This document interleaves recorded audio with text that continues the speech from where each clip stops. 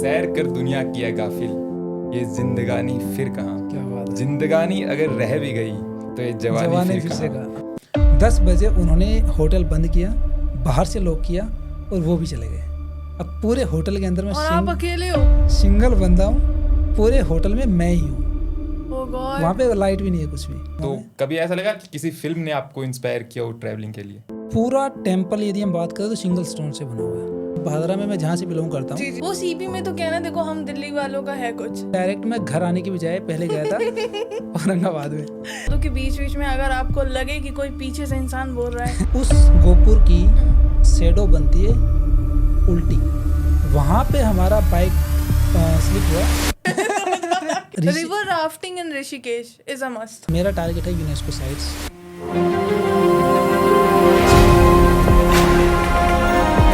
Hello guys, welcome to Yayaverse. And on this episode, we are going to talk about traveling and about fitness and discipline and everything in total. तो अगर आप एक Gen Z हो, अगर आप एक millennial हो, अगर आपको डे टू डे लाइफ को डिसिप्लिन करने में या शेड्यूल फॉलो करने में दिक्कत हो रही है, या आप सोच रहे हो कि यार कितना तंग आ गए हो अपनी ज़िंदगी से और आपको लग रहा है कि मुझको तो ट्रैवलिंग करनी थी, मुझको बहुत सारी चीज़ें एक्सप्लोर करनी थी, पर मेरे पास टाइम ही नहीं है। तो अगर आपका एक्सक्यूज़ सिर्फ इतना है कि आपके पास टाइम नहीं है, then this podcast is for you.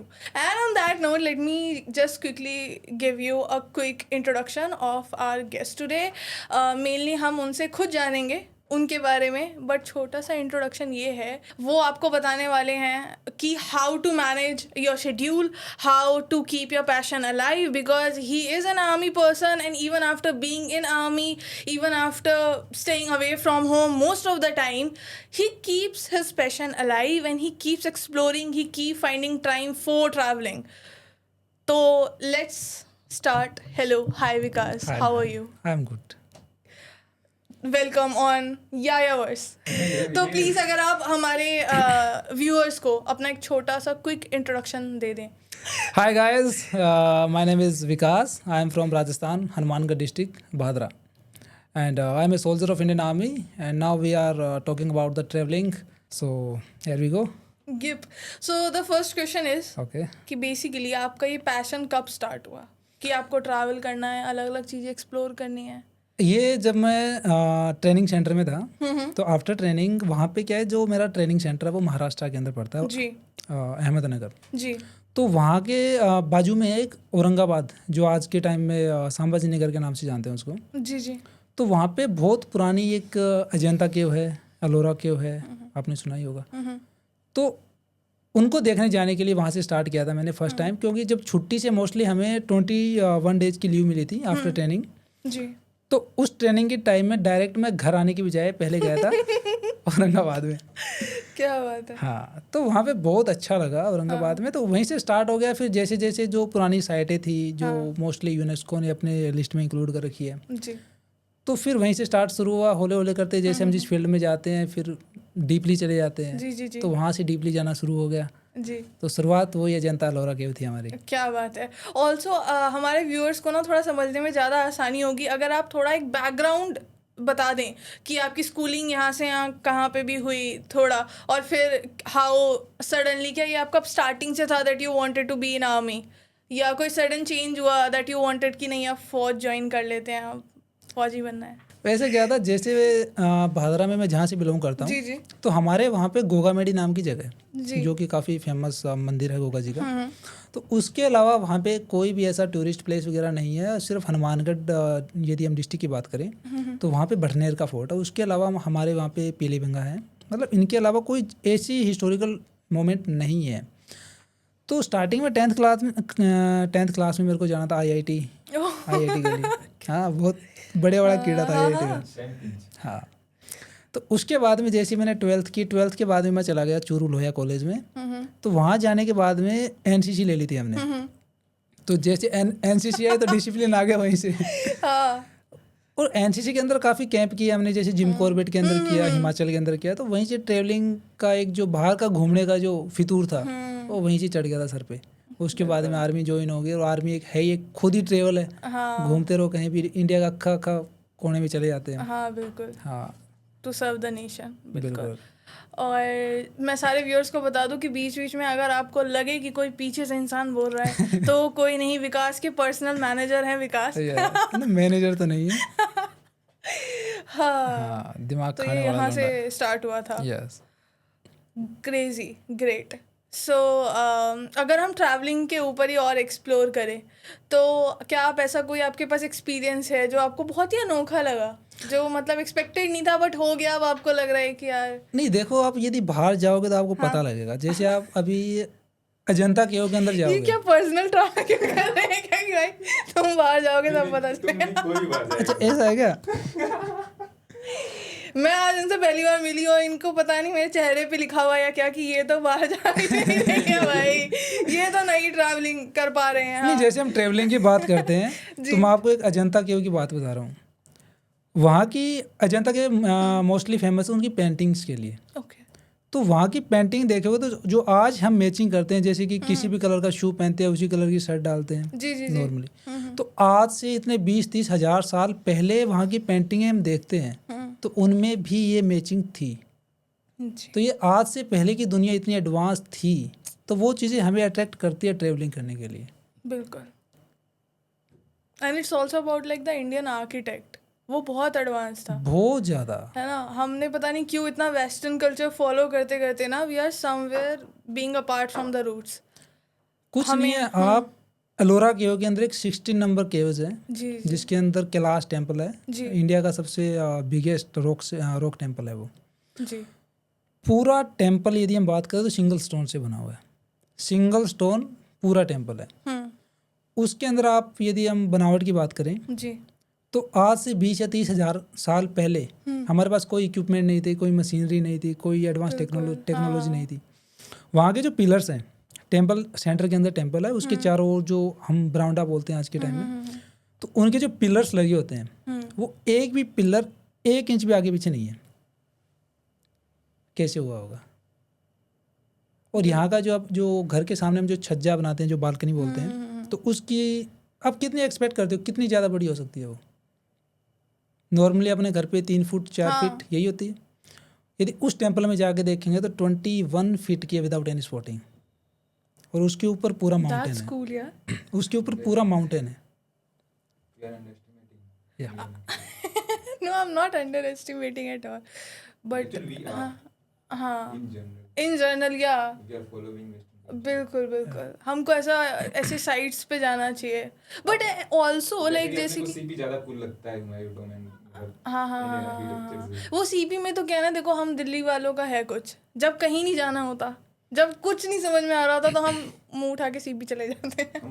वो यदि अभी आप मेरे को ये बोलो कि ताजमहल में और जो अपने साउथ इंडिया के अंदर जो टेम्पल्स हैं, जी जी जी, जैसे अभी मैंने आपको बताया कैलाश टेम्पल है, जी और इसके अलावा एक होयसलेश्वर टेम्पल है जो कि कर्नाटका के अंदर हेलेबीडू करके जगह है एक, जी जी जी, हसन सिटी है वहाँ पे, उसके बाजू में रहता है। उनके सामने यदि मेरे को कोई बोले तो ताजमहल उनके सामने 5% भी नहीं है। ये रियलिटी है। हाँ, इट्स माई ओपिनियन। दुनिया को क्या लगता है मुझे नहीं पता। बिल्कुल बिल्कुल। यदि आप होयसलेश्वर के अंदर वैसे मेजरली 3 टेम्पल आते हैं। एक तो हेलेबीडू के अंदर आता है, दूसरा आता है हमारा बेलूर के अंदर चिन्नाकेश्वर टेम्पल, और तीसरा अपना मैसूर के पास में पड़ता है सोमनाथपुरा। ओके, 3 टेम्पल है। और वहाँ पे एक होयसलेश्वर एम्पायर हुआ करता था पहले, उन्होंने बनाया था ये। तीनों सेम ब्लैक रॉक से बना हुआ है। वो इतना शाइनिंग रॉक है कि आप अपना फेस देख सकते हो उसके अंदर, पूरे टेम्पल के अंदर। और यहाँ पे जैसे राजस्थान से मैं बिलोंग करता हूँ तो मई और जून के अंदर बंदा घर से बाहर नहीं निकल पाता वहाँ पे। उस टेम्पल के अंदर उस टाइम के अंदर भी आपको ऐसा फील होगा कि पता नहीं मैं कहीं जन्नत में हूँ। आपको एक बूंद पसीना नहीं आता, इतनी कूलिंग फील होती है उस टेम्पल के अंदर। और जैसे वहाँ पे जैसे हम गेट के अंदर एंट्रेंस के अंदर इंटर करते हैं तो पुराने टाइम में क्या होता था, द्वारपाल वगैरह गेट के सामने खड़े होते थे। पहले राजा महाराजाओं के मूवी वगैरह देखते हैं तो वहाँ पे दरबार वगैरह लगते थे और उनके द्वारपाल वगैरह उनके खड़े रहते थे। तो उस टाइम में क्या करते थे, जो ज्वेलरी वगैरह पहनते थे तो जो कानों के अंदर झुमके हैं तो उनके अंदर जो डायमंड्स वगैरह लगे होते थे जी, या फिर किसी एक ज्वेलरी के अंदर कोई हम आर पार का छेद मान सकते हैं अभी, एकदम पूरा फिट तो नहीं होता।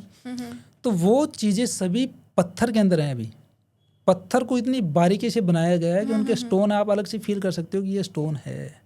क्या बात है। आप बताओ सर, आप बताओ। लेट हिम बी, कोई नहीं, पैसा इसने ही दिया ना यहाँ का।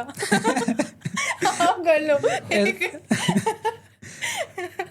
हाँ। तो देखा, एटलीस्ट फ्लो तोड़ दिया ना इस इंसान ने। हाँ। तो एटलीस्ट हमें सभी को एक बार उस जगह पे जाना चाहिए। बिल्कुल।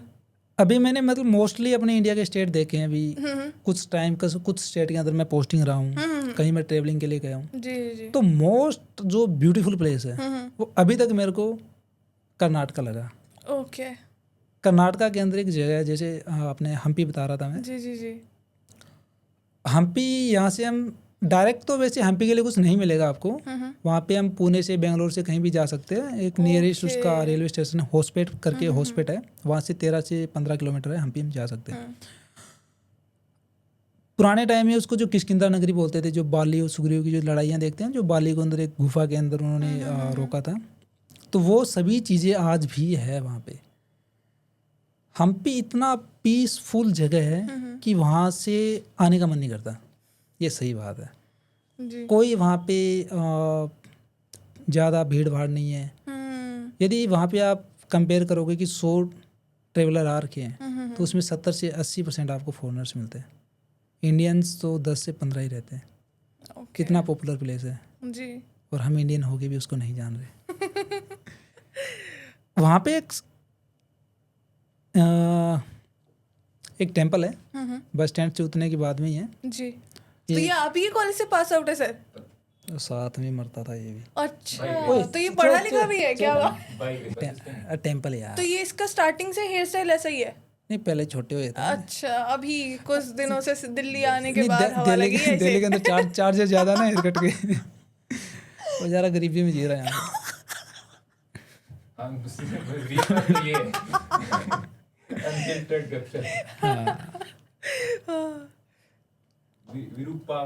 विरूपाक्षा टेम्पल। तो जैसे आप हम्पी बस स्टैंड के ऊपर उतरते हो तो उसके बाजू में 10-15 मीटर होगा विरूपाक्षा टेम्पल। साउथ के जो टेम्पल्स होते हैं वो हमारे नॉर्थ के टेम्पल से पूरे अलग होते हैं। जैसे हमारे नॉर्थ के टेम्पल होते हैं वो नागर शैली में होते हैं। नागर शैली बोले तो हमारा एक ही वो रहता है जहाँ पे भगवान की मूर्ति होती है, गर्भ वगैरह उसके ऊपर वो हो गया। और यदि साउथ में जाते हैं तो वहाँ पे क्या होता है, उनका एंट्रेंस अलग रहता है, जिनको उसको गोपुर बोलते हैं। वो काफ़ी हाइट का डेकोरेटेड होता है जी। उसके बीच में खाली स्पेस आता है, जैसे हम बरामदा वगैरह कुछ भी बोल सकते हैं, आंगन। हाँ, उसके बीच में जहाँ पे हम मूर्ति रखते हैं उसको गर्भगृह बोलते हैं। गर्भगृह वहाँ पे साउथ में। तो उनका जो मेन एंट्रेंस है उसकी हाइट कम से कम भी होगी तो 50 से 60 मीटर होगी। पूरा अभी फिलहाल में वो गोल्डन कलर का है। ओके। और टेम्पल को पूरा क्रॉस करने के बाद में जो टेम्पल की लास्ट दीवार है उसके ऊपर उस गोपुर की शैडो बनती है उल्टी। उल्टी बोले तो यहाँ नॉर्मल शैडो देखते हैं तो यहाँ पे यदि कोई दीवार खत्म हो रही है तो यहाँ से शैडो होती है, तो वहीं से शैडो होती है। उस टेम्पल की शैडो यहाँ से शुरू होती है, टॉप से बॉटम की हो जाती है। ओके। और वो शैडो भी एकदम रंगीन आती है जिस कलर का वो गोपुर है। शायद इस टेम्पल के बारे में हमने सुन रखा है या कहीं देखा हुआ है इमेजेस में। लाइक आई हैव, हाँ, मेरे पास फोटो है, मैं फोन में दिखाता हूँ आपको। एक्सप्लोर करना चाहूँगा कलरफुल शैडो।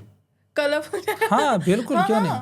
वो इन्वर्टेड वो इमेजेस होती है ना, वो प्रॉपर वैसा। हाँ, जितना वो है पूरा का पूरा शैडो के अंदर आता है, वो भी उल्टा एकदम, बिल्कुल, वो भी कलरफुल आएगा। क्रेजी। तुमने एक्सपीरियंस किया? बिल्कुल, ऐसी चीजें होती है जो अपने को ट्रेवल करने के लिए अट्रैक्ट करती है। बिल्कुल। तो जैसे कि आपको मतलब बहुत कुछ पता है यार उस मतलब जो भी स्पॉट आप एक्सप्लोर कर रहे हो, तो जैसे कि आप मतलब पहले प्रॉपर रिसर्च करते हो जाने से पहले कि अगर मैं इस जगह जा रहा हूँ तो ये चीज़ें तो मुझे कवर करनी है, या फिर आप वहाँ पे देखो हम यहाँ से 2000 या 2500 किलोमीटर चल के जाते हैं तो मुँह उठा के तो जाते नहीं है।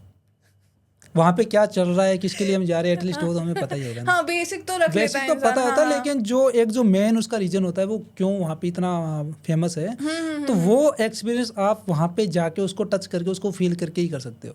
यूट्यूब के ऊपर अ लॉट ऑफ थिंग्स है, बट हम उस चीज़ को वो एक्सप्लोर नहीं कर सकते, वो फील नहीं आती। हमें पता नॉलेज आ जाएगा, हम 5 दिन 10 दिन उसको चीज़ को याद रख सकते हैं, लाइफ टाइम मेमोरी नहीं रहती है आपकी, बिल्कुल, जब तक आप उस जगह को जाके नहीं देखोगे। हम्पी जैसे वो कोई शहर नहीं है, वो कोई गांव नहीं है, मतलब एक बोल सकते हैं कि वो जगह ही ऐसी है प्यारी सी कि उसको बस देखते रहो।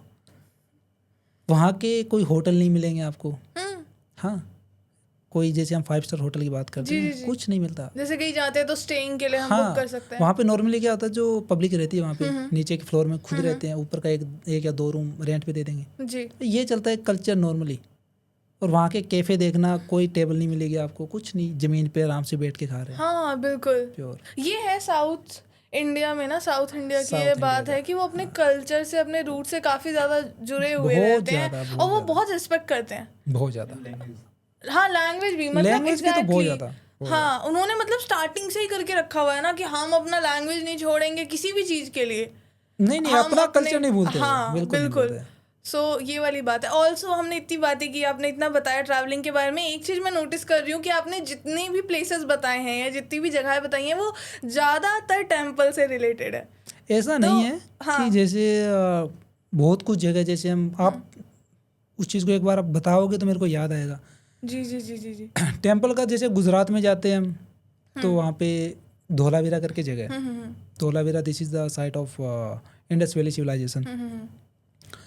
तो उस जगह में अभी यदि हम बात करें आज से पता नहीं कितने, मतलब इंडस वैली सिविलाइजेशन जब तक आज से काफ़ी साल, एग्जैक्ट मुझको नहीं पता कितने पुराना है वो, लेकिन उस टाइम की जो टेक्नोलॉजी हम देखते हैं तो आज की टेक्नोलॉजी कुछ नहीं है। उस टाइम में उन लोगों के पास पकी हुई ईंटें थी जिनसे पूरा महल बना था। मोस्टली देखते हैं तो उस टाइम भी चलता था, जो एक लोअर फैमिली होती है जी जी जी, उनको वो मोस्टली अपने शहर को, कस्बे को, वो कुछ भी है 3 हिस्सों में बांट रखा था। जैसे एक बिल्कुल जो लो कास्ट के लोग होते हैं, मिडिल कास्ट के होते हैं, जो राजा महाराजा जो भी उनके टॉप क्लास में होते हैं उनके लिए। तो पूरे शहर के, किसी भी शहर को चलाने के लिए सबसे इम्पोर्टेंट क्या रहता है, वहाँ पे उनको खाना मिले, पानी मिले, यही होता है। तो उनकी जो पानी की हम फैसिलिटी देखते हैं तो उस शहर के दोनों साइड में 2 नदी जाती थी। अब नदी ये तो है नहीं कि 24/7 और चलती रहेगी, सीजन आएगा वो कम भी हो जाएगी, हो सकता है उसमें ज़्यादा भी रहेगा। तो इन द हार्ड फेज हमें पानी चाहिएगा, कहाँ से आएगा, नदी में तो है नहीं। तो उन्होंने उस पानी को स्टोर करने के लिए पूरे गांव के, उस कस्बे के चारों तरफ जो स्टोरेज टैंक, आज के टाइम में हम डिगी बोल सकते हैं, कुंड बोल सकते हैं, जो भी है, उन्होंने पूरे बड़े हौज बना रखे हैं। कम से कम भी 7 या 8 हौज हैं और सभी के सभी एक दूसरे से कनेक्टेड है। ये हौज है तो हम मोस्टली क्या सोचते हैं, यदि हम उनको डीपली देखते हैं तो उनके अंदर पानी का प्यूरिफिकेशन चलता रहता है।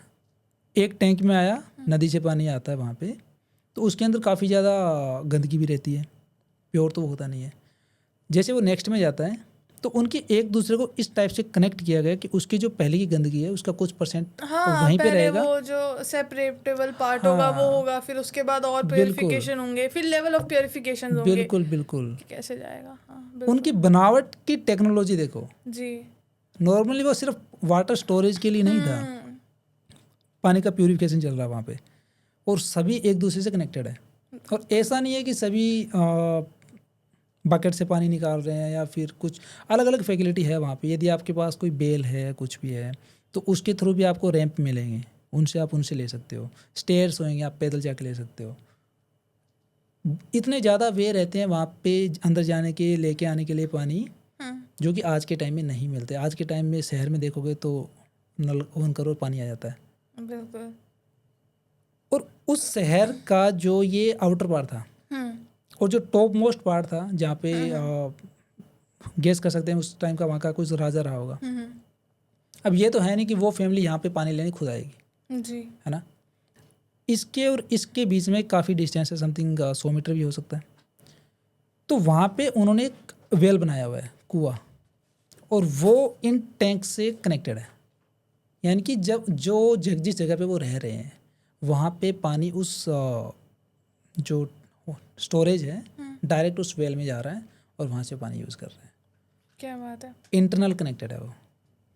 और उस टाइम में जैसे कि इतना एडवांस था, वहाँ पे मनके बनते थे, मनके, जो कि आज के उन मनकों का जो एक्सपोर्ट इंपोर्ट बोल सकते हैं, वो मेसोपोटामिया, जो कि आज के टाइम में इराक के नाम से जानते हैं, और इजिप्ट, वहाँ भी वो मन के पाए गए हैं।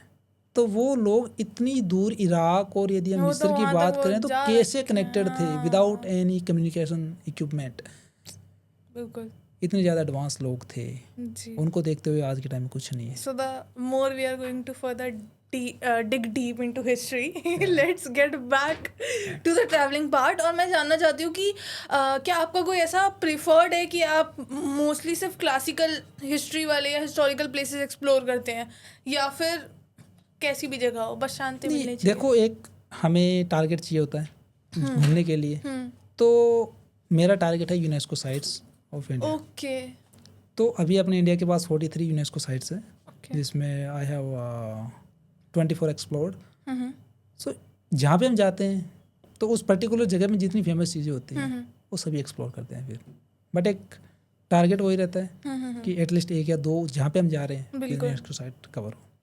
ऑल्सो जैसे कि अभी कोई सी भी सिटी हो, मेट्रोपॉलिटन सिटीज़ हों या टायर 2 टायर 3 सिटीज़ हों, यहाँ पे सबके पास अभी है यंगस्टर के पास कि लोग डिप्रेस बहुत ज़्यादा हो रहे हैं, है ना। डिप्रेशन काफ़ी ज़्यादा है, टाइम शेड्यूल नहीं मैनेज हो पा रहा, कुछ लोग स्टडीज़ हैं, देन अदर थिंग्स हैं, कुछ की जॉब्स हैं एंड फैमिली हैं। तो वो पता है अक्सर कहते हैं कि यार हमारे पास टाइम नहीं है ना, हमें ऑफिस से छुट्टी उट्टी नहीं मिल सकती, या मिल भी सकती है तो उसमें आराम करेगा इंसान। But you being an army officer, जबकि मोस्ट ऑफ द टाइम आप ऑफिशियल साइट पे रहते हो, बट स्टिल जब भी छुट्टी मिलती है, so how do you manage all the travelling and exploration while being in the army and also giving time to your family? देखो, आपको कोई नहीं बोलेगा, ना आपके पेरेंट्स बोलेंगे, ना आपको बॉस बोलेगा कि भाई तू घूम के आ। बिल्कुल कोई नहीं बोलेगा। यदि आपके अंदर कुछ है, घूमने का जज्बा है, या कुछ घूमने का नहीं, कुछ भी करने का जज्बा है, तो उसके लिए किसी दूसरे का अपने को वो नहीं चाहिए, ओपिनियन नहीं चाहिए। बिल्कुल बैग उठाओ, 2 जोड़ी कपड़े डालो, निकल जाओ। कहना कितना आसान है ना। भाई कहना नहीं, करना भी आसान है, करके देखो कभी। हाँ और ये आप डिप्रेशन की बात कर रहे हो, हाँ हाँ हाँ सोलो ट्रेवल मैं प्रेफर करता हूँ। क्यों? यदि हम फ्रेंड ग्रुप में जाते हैं, हाँ एटलीस्ट 2 या 3 बंदे जाएंगे। हाँ यहाँ से हम साउथ में जा रहे हैं, हाँ बिल्कुल वहाँ पे हिंदी नहीं चलती। हाँ जो नॉर्मल वहाँ की पब्लिक रहती है उनको ना हिंदी आती है ना प्रॉपर इंग्लिश आती है, बिल्कुल और आप 3 बंदे हो जिनको हिंदी आ रही है, तो आप आपस में ही बातें करोगे।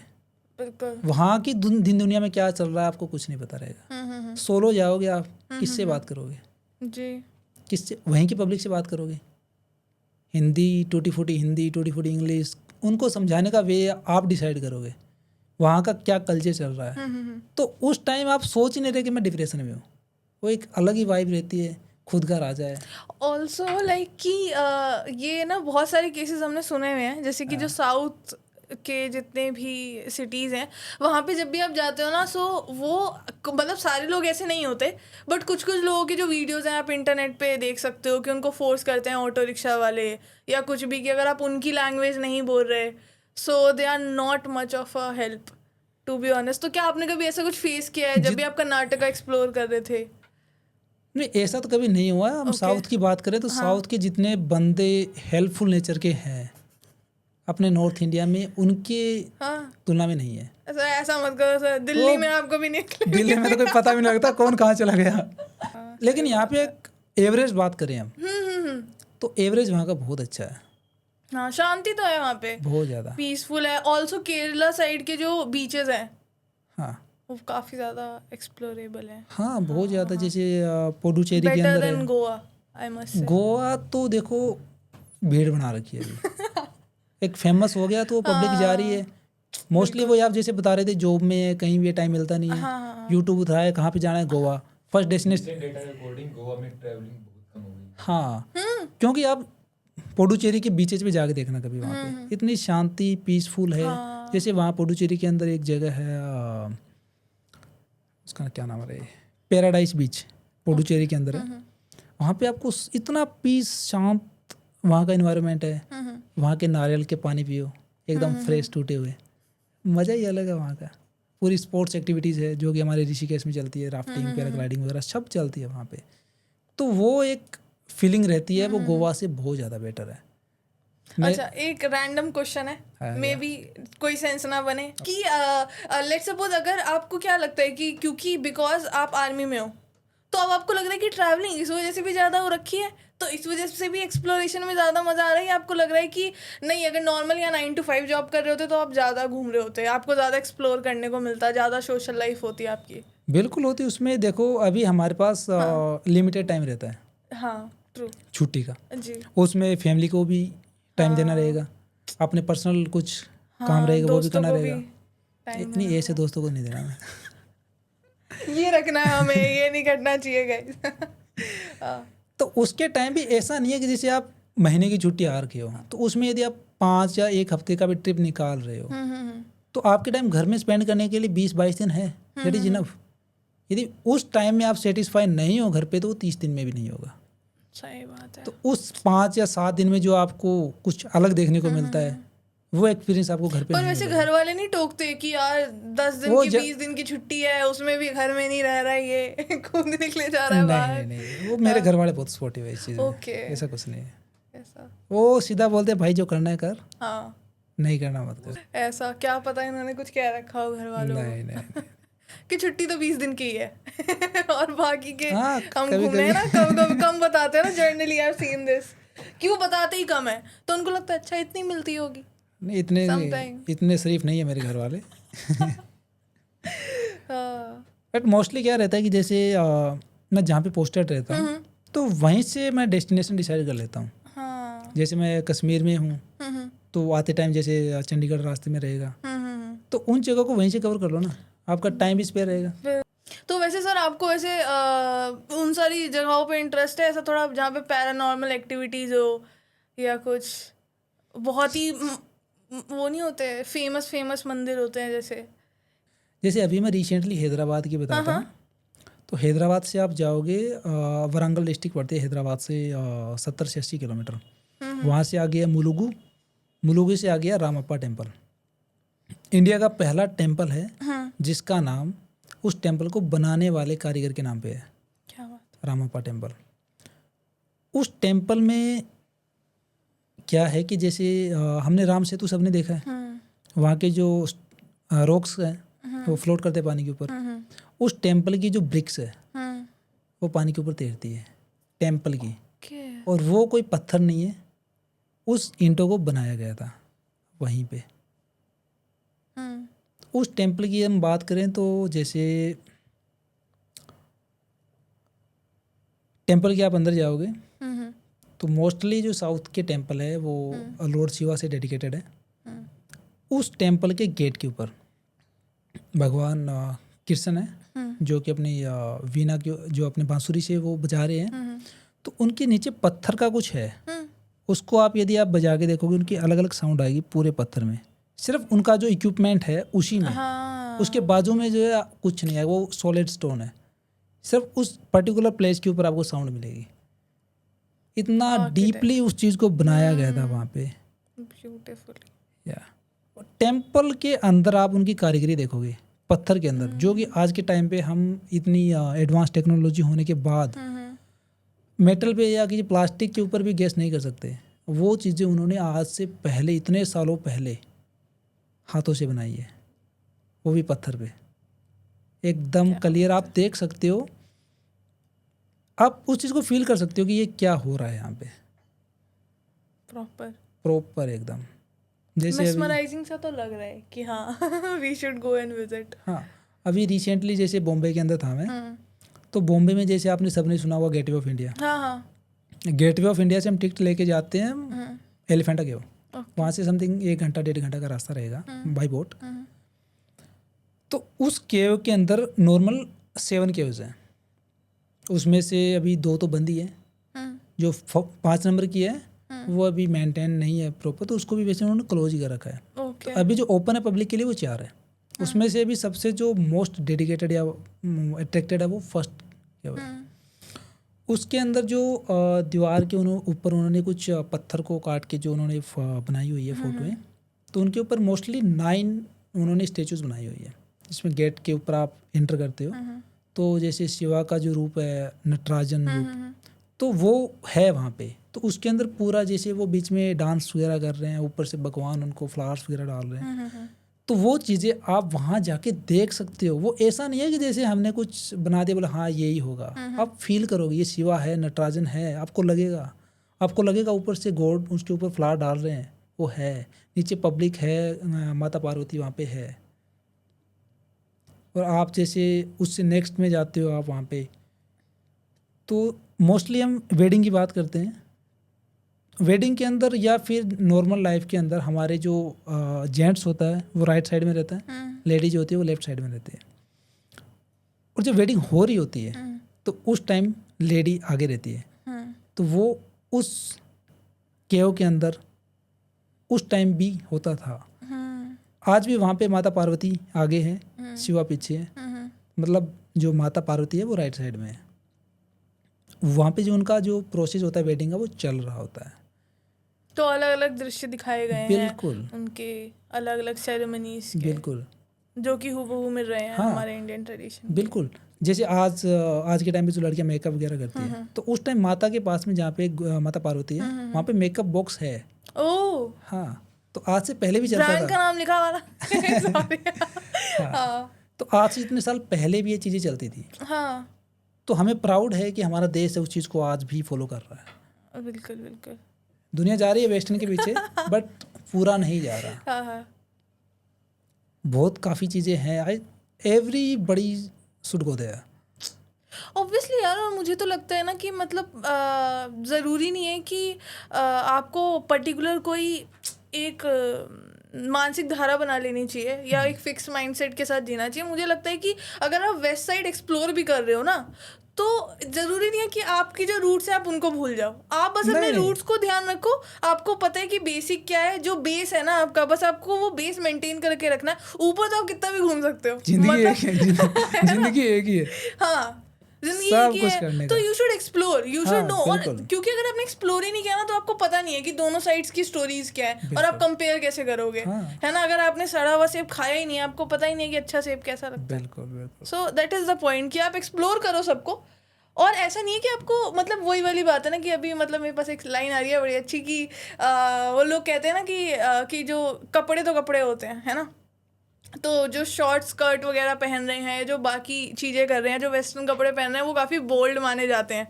क्या ये लड़की तो बहुत बोल्ड है। तो इसका मतलब ये नहीं है कि जो लड़की सूट समीज पहन रही है ना वो बिल्कुल ही वो, हाँ, वो दिखाती हैं, ऐसा नहीं है है ना। तो it is all about the choices. You make your choices, अपना माइंड सेट रखो, है ना, और एक्सप्लोर करते रहो। और बस ये नहीं भूलना कि आप कहाँ से आते हो। बस you should always feel proud of the place where you come from, and that is important. बाकी चीज़ें तो सेकेंडरी है ना। देखो भाई, हर स्टेट की अलग अलग सब कुछ रहता है, उसका वेदर अलग है। पर दिल्ली मस्त है, ये कहना चाह रहे हो ना। बिल्कुल नहीं। चूरू, हमारा कॉलेज जहाँ था चूरू तो राजस्थान में है। चूरू, अच्छा। और बीबीपुरी भी राजस्थान में। हाँ, बट डिस्ट्रिक्ट अलग है ना दोनों। अच्छा अच्छा अच्छा। सर वैसे अगर आपको लगता है कि क्या ट्रैवलिंग एक्सपेंसिव है, अगर कोई स्टूडेंट अभी देख रहा हो ये पॉडकास्ट और वो स्टार्ट करना चाहे, तो क्या कुछ आप ऐसे बजट फ्रेंडली प्लेसेस बता सकते हो कि वहाँ तो एक्सप्लोर करना आप थोड़े पर्टिकुलर जगह ऐसा कुछ नहीं होता कि जहाँ पे हम कॉस्टली जा रहे हैं या फिर बजट फ्रेंडली जा रहे हैं।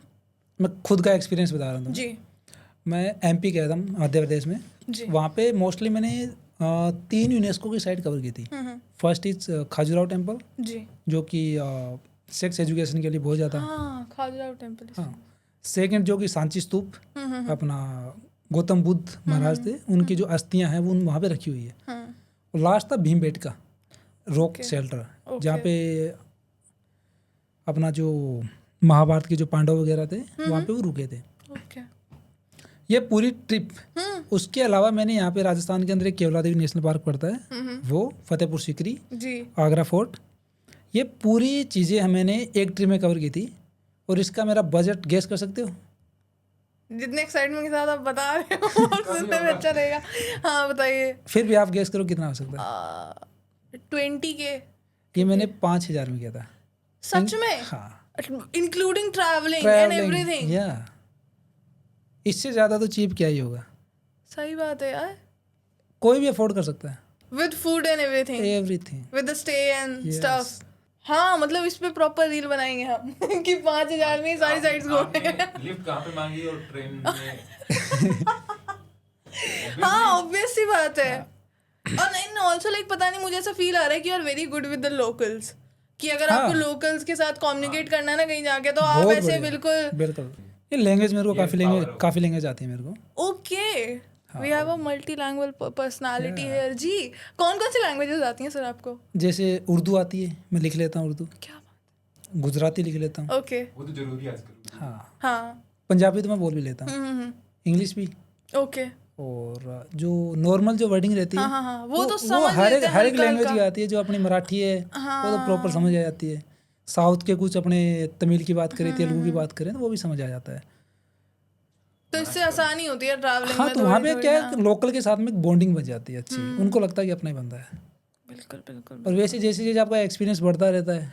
कभी कोई बैड एक्सपीरियंसेस हुए हैं आपको बहुत ज़्यादा। जैसे लोकल्स के साथ? If you are dealing with locals हाँ। So most of the chances, क्योंकि है तो ये दुनिया ही ना, कहीं भी कितने भी अच्छे लोग हो, at the end of the day we are human beings. तो कभी ऐसा हुआ है कि आपने हेल्प भी मांगी हो और आपको हेल्प मिल भी गई हो, बट लेटर आपको कुछ पता लगा हो कि यार गलत हेल्प का फंस तो ऐसा गया कुछ या नहीं ऐसा है। कुछ? हाँ फतेहपुर सीकरी के अंदर था मैं। ओके। बाकी मैंने किसी से हेल्प नहीं मांगी उस टाइम। वहाँ पे स्टे करने के लिए मैं काफ़ी लेट नाइट पहुँचा था, समथिंग 6-7 बजे शाम को पहुँचा था। तो जहाँ के जो फोर्ट वगैरह थे, जो बुलंद दरवाजे है वो बंद हो चुके थे उस टाइम। तो मेरे को नाइट स्टे करना था वहीं पे। फतेहपुर सीकरी के अंदर क्या ज़्यादा होटल वगैरह नहीं है, आपको 10-15 होटल मिलेंगे। तो जैसे आप फतेहपुरी में सीकरी के अंदर गेट के आप वहाँ पे किले के फोर्ट के गेट है 4। तो जैसे आप गेट के अंदर इन करते हो तो वहाँ पे घुसती बाजू में एक होटल था।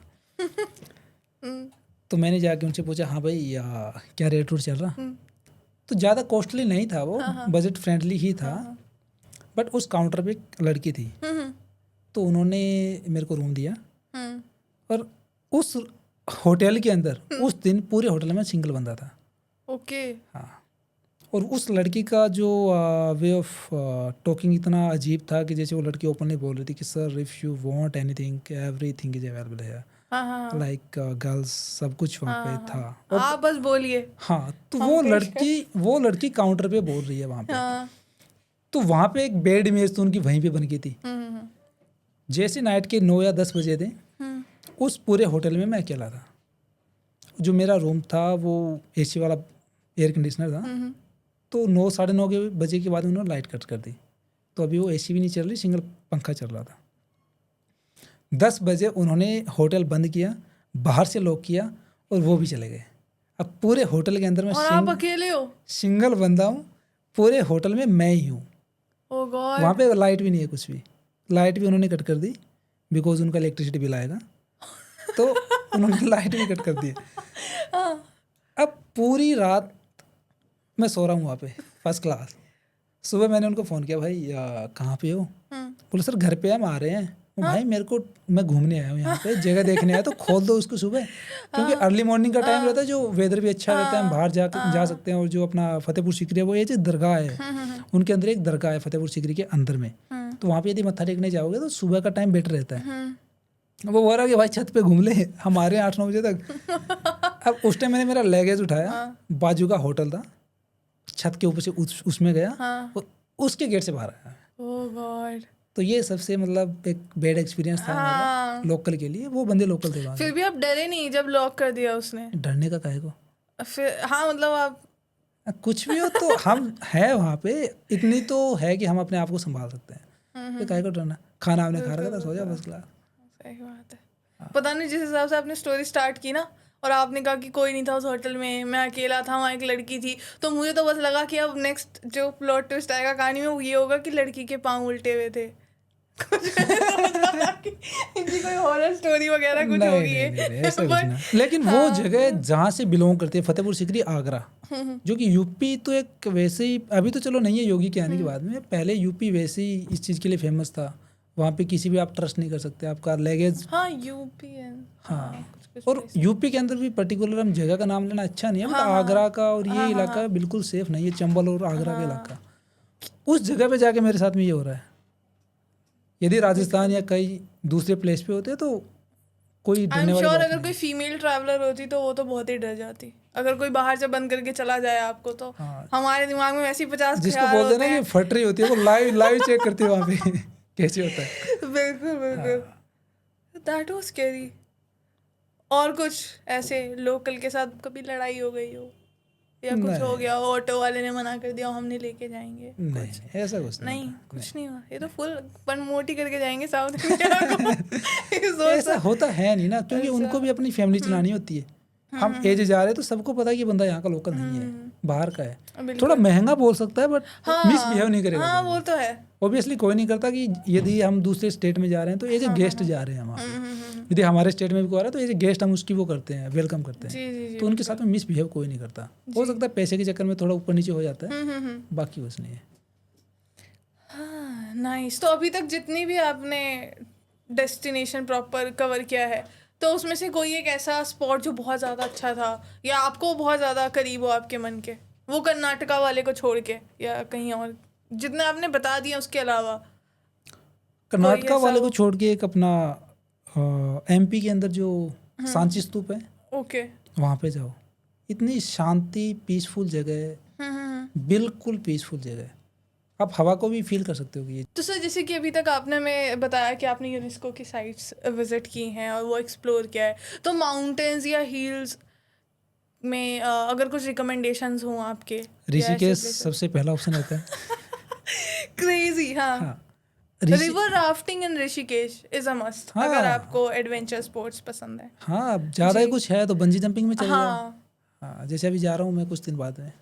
मैंने भी प्लान किया है ऋषिकेश का ही। कब जा रहे हो आप? 9th और 10th मई में, 9-10th में। ठीक है चलता हूँ। 11th को शेड्यूल कर लो ना फिर। 11th को वहाँ देहरादून जा रहे हैं, काहे को? बर्थडे पार्टी है फ्रेंड की, तो ग्रुप बना के जा रहे हैं। ओके, उसके बाद में वापस। उसके हाँ, उसके बाद आप लोग चल रहे हो तो मुझे 5 मिनट और दे रहा हूँ फिर मैं आ रहा हूँ उससे। ओके ओके, आ जा प्रावा। फिर 10 मिनट बाद तुम उस ट्रिप पे जाना। हाँ ठीक है डन। तो हाँ अब अच्छा लग रहा है। सो सर जैसे कि आपने बताया कि ऋषिकेश पहला हो गया, तो एडवेंचर स्पोर्ट्स, बंजी जंपिंग और रिवर राफ्टिंग के लिए वहाँ जा सकते हैं। और कोई हिल स्टेशंस या हिल स्टेशन जैसे हम जाते हैं, हिमाचल के अंदर पड़ता है बीर बिलिंग। ओह, बीर बिलिंग जहाँ पे पैराग्लाइडिंग होती है। पैराग्लाइडिंग तो चलती ही चलती है। उसके अलावा वहाँ पे पैराग्लाइडिंग के जो इंस्ट्रक्टर होते हैं वहाँ पे तैयार होते हैं, उनकी ट्रेनिंग वगैरह चलती है वहाँ पे। ओके। तो यदि आपको पैराग्लाइडिंग के लिए जा रहा है हाँ, तो मेरे हिसाब से आप जाओ बीर बिलिंग में। वो बेस्ट है। अलॉट ऑफ ऑप्शन थे। और बंजिंग के लिए जाना है जी। तो Rishikesh is the best.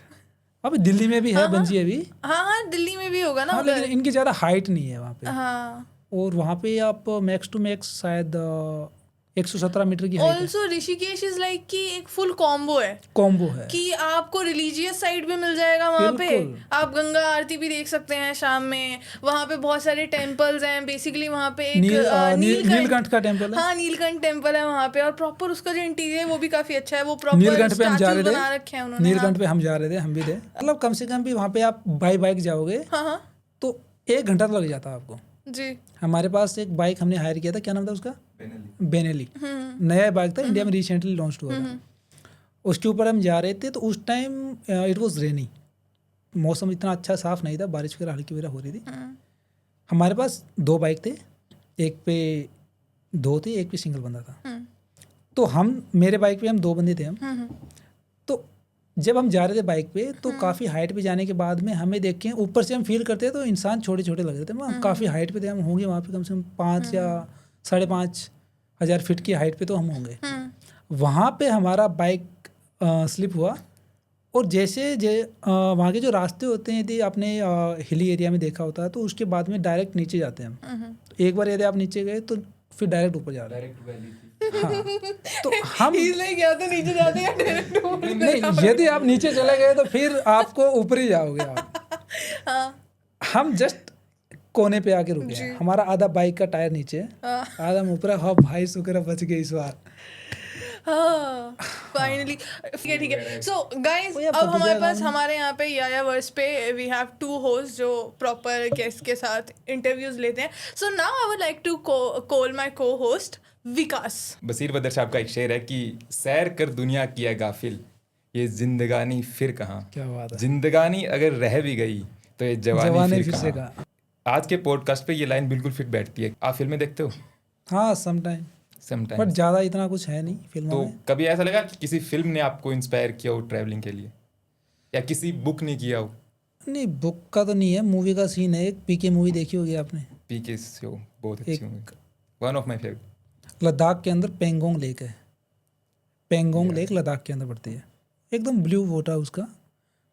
Movie के लास्ट में सीन आता है, देखा होगा आपने ना? जी जी जी।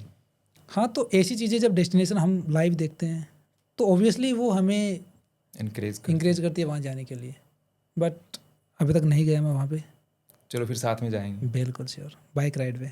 बिल्कुल बाइक राइड पे जाएंगे। बुक और मूवी के अलावा कोई जगह भी अगर आप रिकमेंड करना चाहे तो वो भी कर सकते हैं। हाँ बिल्कुल, एक गुजरात के अंदर जगह पड़ती है, धोलावीरा जाते हैं तो हम भुज से रन ऑफ कच्छ होते हुए खावड़ा एक जगह पड़ता है। खावड़ा, एग्जैक्टली। खावड़ा से धोलावीरा बीच का डिस्टेंस समथिंग रहेगा 40 से 45 किलोमीटर का। उस रोड को रोड टू हेवन भी बोलते हैं। ओह, सिंगल रोड है, दोनों साइड समुंदर है। समंदर है, समंदर है, पानी। पानी। कोई बंदा गैस, एनीबडी वहाँ पे गैस नहीं कर सकता कि ये लोकेशन कहाँ की है। दोनों साइड समुंदर है। लाइक ये एक लेह लद्दाख का सीन हो सकता है। हम्म। तो दोनों साइड में वहाँ पे क्या रहता है कि जैसे कि हमें पता ही, रन ऑफ कच्छ के अंदर साल्ट नमक का रेगिस्तान बोलते हैं वहाँ पे। तो वो पूरे पानी में सीज़न आता है, जैसे कि दिसंबर के अंदर जाते हैं हम, तो पूरा जो पानी है वो नमक में बदल जाता है। तो दोनों साइड में आपको ऐसा फील आता है कि आप समुद्र के बीच में जा रहे हो। अच्छा, और उसी मोमेंट पे आप उस वाइट नमक को देखते हो तो एक जो हम बात कर सकते हैं कि हिली एरिया है कि लेह और लद्दाख, जहाँ पे बर्फ़ ही रहती है चारों तरफ, तो वो कॉम्बो मिलेगा आपको, एक ओशियन का और एक हिली एरिया लेह और लद्दाख का। 40 से 45 किलोमीटर की वो डिस्टेंस आपको इतना सुकून देती है भाई। तो आप वहाँ पे गए हो? बिल्कुल। और कैसे, बाई बाइक? हाँ, बाइक यदि आप हायर करना चाहोगे तो भुज में मिल जाती है मोस्टली, जो आप बाइक लेना चाहो। भुज से वो, आपने कैसे ट्रैवल किया था? हम भुज में थे, मेरा एक फ्रेंड था गुरवीर जो कि पंजाब से है। हमने भुज से बाइक रेंट लिया था, अपना रॉयल इनफील्ड का ही था, हंटर। वहाँ से हम डायरेक्ट गए थे रन ऑफ कच्छ। वहाँ पे हमने नाइट स्पेंड की थी रन ऑफ कच्छ में। वहाँ का जो फेस्टिवल रहता है, जो रन ऑफ कच्छ की तो एक अलग ही स्टोरी है। वहाँ का रहने का टेंट हाउस है, उनका जो होम स्टे है, उनका एक अलग ही भाई फीलिंग है। हम नाइट स्पेंड की थी हमने रन ऑफ कच्छ में, और वहाँ पे नेक्स्ट दिन निकले थे हम धोलावीरा के लिए। तो उस टाइम हमने वो चीज़ें एक्सपीरियंस की थी उस धोलावीरा की, जब जा रहे थे रास्ते के अंदर। काफ़ी शानदार औसम नज़ारा है वहाँ का। क्या बात है, जरूर जाएंगे। कभी साथ चलोगे आप फिर, अगर मैं गया तो? भाई छुट्टी भी होता क्यों नहीं, बिल्कुल। So on that note guys, I hope आज के podcast से आपको बहुत सारी चीज़ें पता चली होंगी about Indian architect and some best places to keep in your bucket list for your next travel destination. So on that note, thank you so much Vikas for coming and इतनी सारी inspirational stories सुनाने के लिए, traveling के किस्से और कहानियाँ बताने के लिए। And I hope हम इसका part 2 भी कभी shoot करेंगे। या श्योर, क्यों नहीं। And on that note, thank you. Thank you, bye bye. It was lovely meeting you.